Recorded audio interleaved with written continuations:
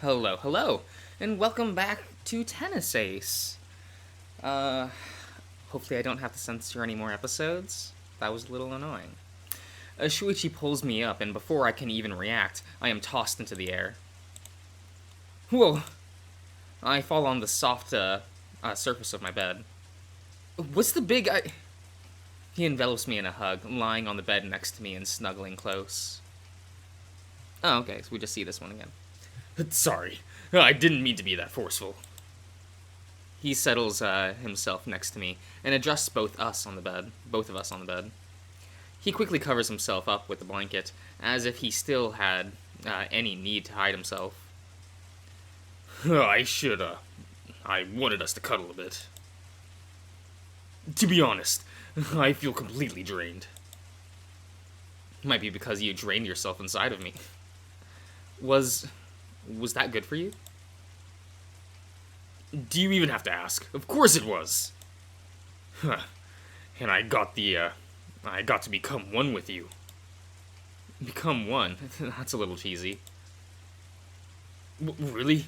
I thought it'd be cute. It's, what I was thinking of while we were doing it. No, that's really cheesy. Who the hell says that sort of thing out loud? Hey, you. Yeah? I love you.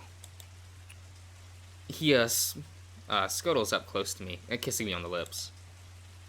Thank you. I really like you too. You're really cute. One day I'm going to make you, say that you love me back. Yeah? That is really embarrassing. I'm starting to feel a little drowsy. Are you okay? I'm just really tired. No, I'll bet. We did exercise ourselves a lot more than I thought we would. Sex is really tiring, huh? How can you say something like that with such an innocent smile on your face? It's weird to be so casual about it. Or maybe I'm the one who's weird. Maybe we should sleep for a while. I know I don't want to get up from here. I just want to hold you and sleep. Sounds good. Shuichi huddles close to me, wrapping his arms a little tight around me. I close my eyes and nuzzle his neck, feeling the soft fur stroking my face as I do so. The sound of the rain and Shuichi's peaceful breathing quickly lulls me to sleep. I don't even try to resist, as tendrils of drowsiness latch onto me. My chest feels like it might burst from happiness.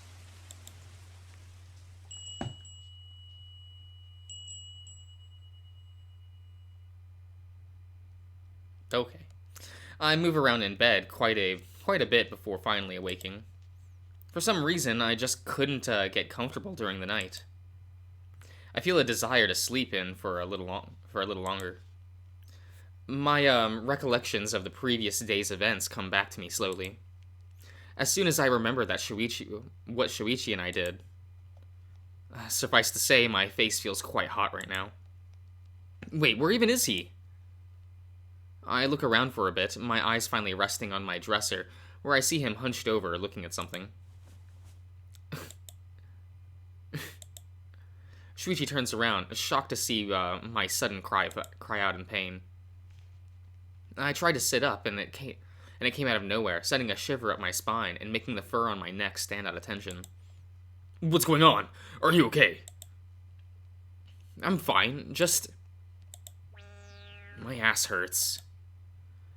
How am I even supposed to tell him something like that? Just... Please don't look at me with those weird eyes. It's seriously hard to keep a secret when you look at me like that. It's nothing. I'm fine. Come on, you're hiding something from me, aren't you? Yes, but I promise it's not bad. It's just... I'd rather not say. Rather not. Oh. Shuichi's cheeks started getting redder as his eyes darted away from me. I guess even he's embarrassed by it. So, I see you've discovered Yamato's tank. Yamato's tank? You were looking at it just now. Oh, yeah. Shoichi turns back around, staring at the cute little fish tank I have on top of my dresser. Yamato, the emerald-colored goldfish, swims around inside, as carefree as can be. The day after Shuichi gave him to me, I went to the pet store and bought the most spacious tank I could fit in my room. I got rocks, algae, and algae inside, and the back of the tank is even covered with a printed film that makes it look like there was even more plants beyond the limits of the glass tank. Kind of like a real-life green screen effect. There certainly is a lot more green inside there. He looks pretty happy. How would you tell? He's a fish. Call it a hunch. Squishy leans forward again, staring into the tank. I've got to admit, it does give me a pretty nice view of his backside. Oh, with him wearing nothing but a pair of tight-fitting boxer briefs. He waves at Yamato, who continues to swim lazily by. If he notices a Shuichi at all, he doesn't seem to show it. But then again, he is just a fish. What else would he be doing? Would he do? Wave back? This is the first time you've seen Yamato's tank, isn't it? Yeah, even in the times I came over. I haven't really gotten into your room since I gave him to you, so I guess it's to be expected. And last night I didn't even notice him with the lights out. It's a pretty nice little tank you got for him. Do you keep the filter connected to that little hose around the back? Yep. By the way, did Aki ever say anything about Yamato? You never told me his reaction. Aki helped me take care of him every now and again. He's really meticulous too. He printed a conogram for feeding times and taped it to the side of the tank. I knew it. There's no way you'd have been careful enough to plan this out yourself. Thanks for the vote of confidence. Speaking of Aki, I messaged him last night to ask if everything was okay over at his friend's house, and he hasn't answered me yet. Makes sense. He was spending the night at a friend's house. I doubt he'd be checking his phone very often during it. I know. It's just worries me. All Aki has to do is breathe, and you'll already be worrying about the quality of the oxygen. That's not true. I'm not that bad. Really? Need I remind you that on the day I gave you Yamato, you also freaked out about him having a date? He's too young to be dating. Face it, man. You're a bit of a paranoid, overzealous control freak when it comes to your brother. What? No, I'm not. And also, you're in denial. I'm not that bad. Hey, it's not like it's all that bad. It shows you care. Just loosen the strings a little bit. Easy for you to say. It's not you that has to worry about someone's well-being at almost every waking hour of the day when you're not together. Seriously, I have a teenage, rebellious baby sister that lives apart from me. Point taken. I get out of bed, wincing when I feel another sudden pain, a flash of pain emanating from my nether region. Are you sure you're okay? Yeah, I'll live. It just caught me by surprise earlier, that's all. Sorry. For what? I took things too fast. I only planned on giving you oral, but I got carried away and was even rough on you. I crossed the line, and I'm sorry. I take a deep breath. For some reason, having Shoichi freak out in front of me calms me down immediately.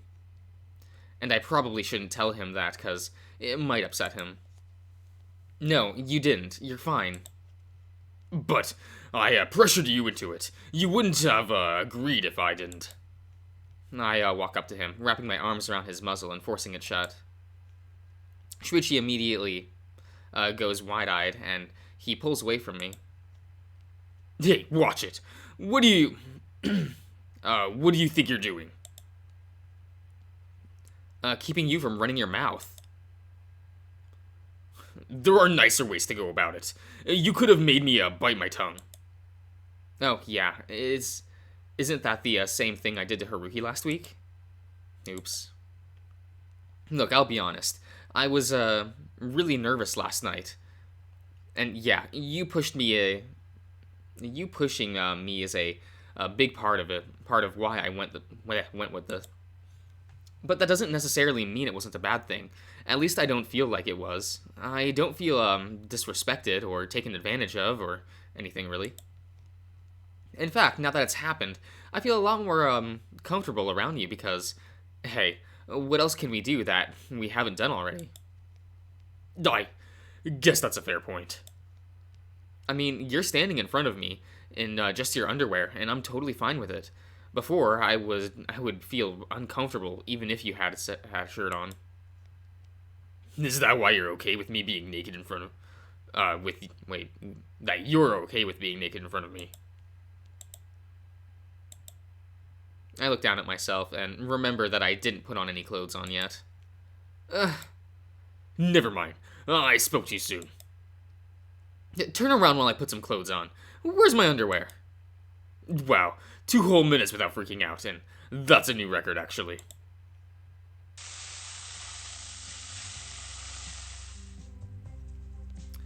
The kitchen is taken over by the smell of burnt toast. When Shuichi and I got dressed, we walked downstairs so we could have breakfast. Moving around is being a little harder than I expected right now. Every time I wince, Shuichi nearly lunges at me with worry. Which of course just means I've begun masking them, so he won't keep doing that. Now, I love the guy, but he fusses over every little thing, and that's just beyond annoying. Platonically, of course. I think. So, I'm trying to think of something to talk about, but it's proving unexpectedly hard. It's proving unexpectedly hard. Other than when he tried to jump to my aid, we're barely said 2 words to each other. Even small talk would be better than nothing right now. Hey. Why is he being so jumpy? It's hard to be calm and relaxed around someone acting like a child, awaiting punishment. Come on, Shoichi, I already said everything's fine. Stop looking guilty. I can't help it. It's been an hour. Sorry. It's been an hour since I said things were fine. Why are you still freaking out? We are fine. Stop being so weird about it. You're making it really hard for me to act like it's not a big deal. I just think. I groan, placing the plate with the 2 sandwiches I was preparing down on the counter with a loud cracking sound. Oh my god, you're so annoying sometimes. Forgive me if I have a conscience. To strangle. Urge to strangle growing. Look, I'm only going to say this one more time. You and I are fine. I don't need or want any apologies. I don't feel, slighted or disrespected. We are fine. Now sit down, shut up and eat. Yes, sir. He quickly does as I say, pulling a chair and grabbing one of the sandwiches from the plate. Shuichi has toasted bread, eggs, cheese, fried chicken katsu, and spicy pickled cabbage. I avoid placing the devil's shredded paper on mine, though. That stuff has a nasty taste and texture. Instead, I just take a few slices of ham and put it in its place. Shuichi munches on his food, while with a real bummed out look on his face. I know that look. It's the I want to say something but shouldn't face. It's amazing. Even when he's being completely silent, he somehow still finds a way to annoy me. Alright, fine. Out with it. Out with what? Oh, please. You're terrible at keeping secrets.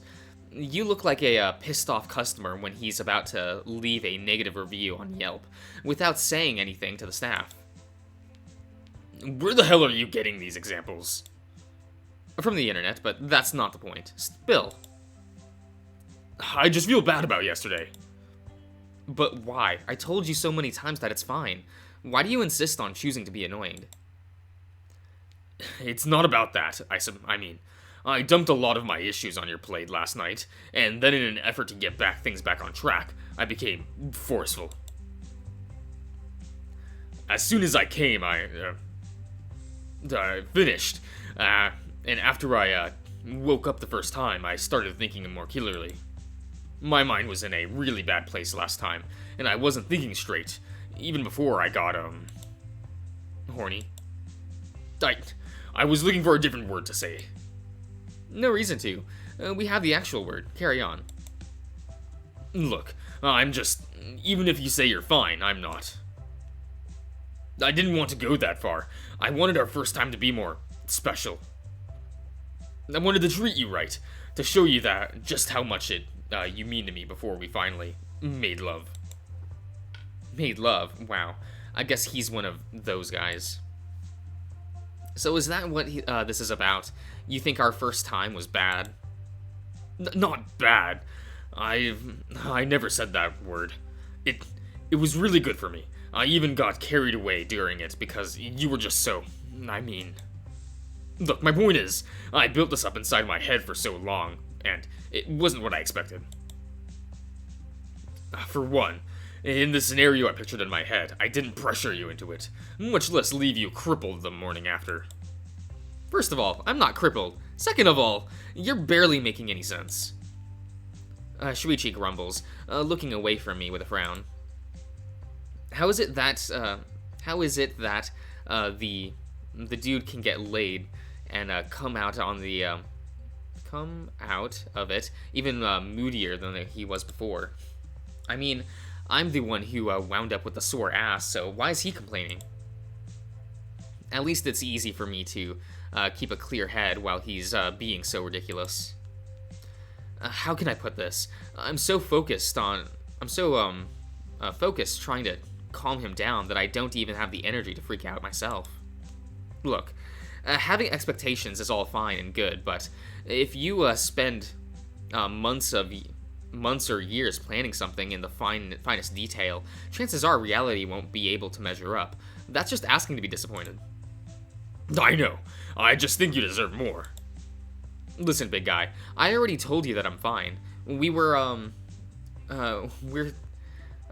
things a little rushed there? Definitely. I can't disagree with that, but I don't regret anything.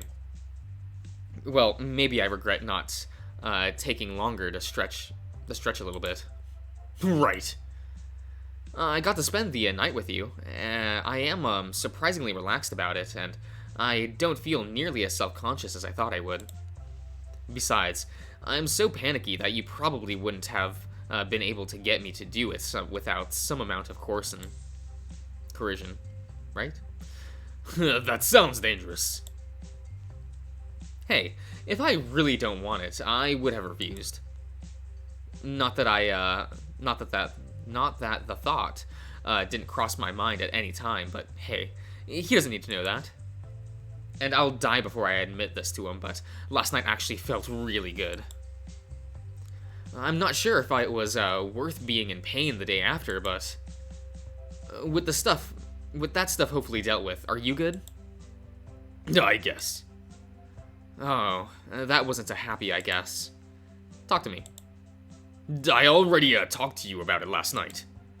You mean the thing about your dad? The very same.